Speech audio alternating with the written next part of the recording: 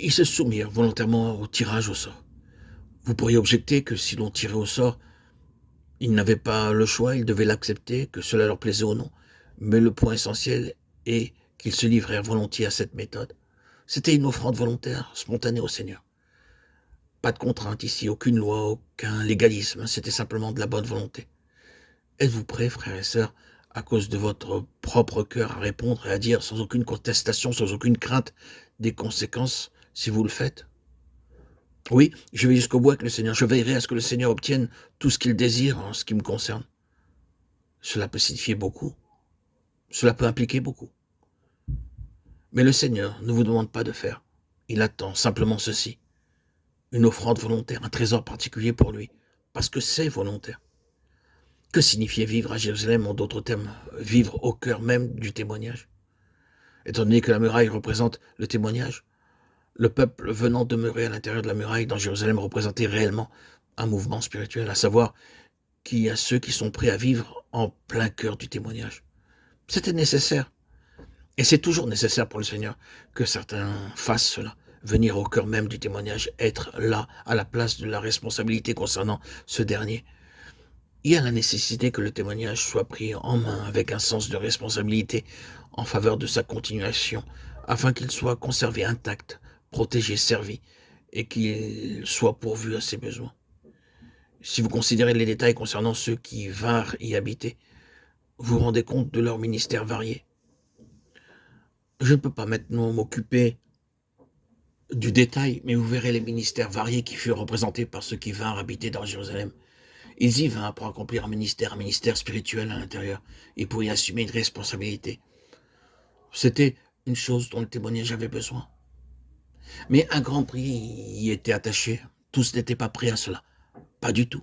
Il y avait beaucoup qui étaient prêts, qui acceptèrent la méthode du choix pour vivre dans Jérusalem et qui ne furent pas désignés pour faire ainsi. Mais il y a eu ceux qui, dans le gouvernement souverain de Dieu, se trouvèrent appelés à agir de la sorte. Le sort tomba sur eux. Dieu y veillait souverainement afin que ce soit ainsi, que les choses aillent pour eux. Et cela représentait un réel prix.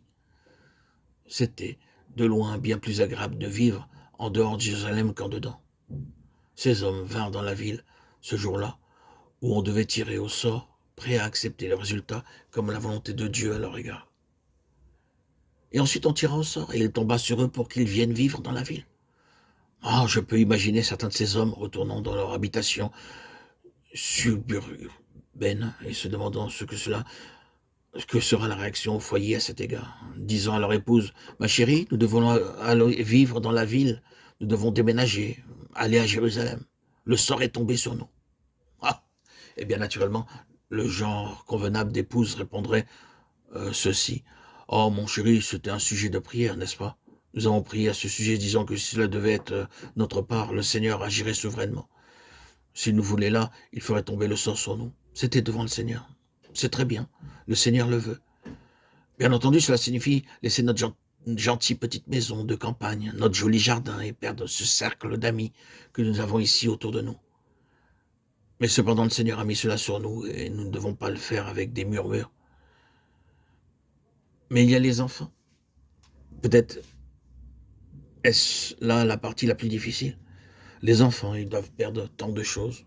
Cette vie libre, cette vie avec tous ces autres, ici autour, dans un rayon plus large. Ils sont impliqués en ceci. Et alors, ils se tournaient vers les enfants et disaient, écoutez mes enfants, nous devons aller vivre à la ville.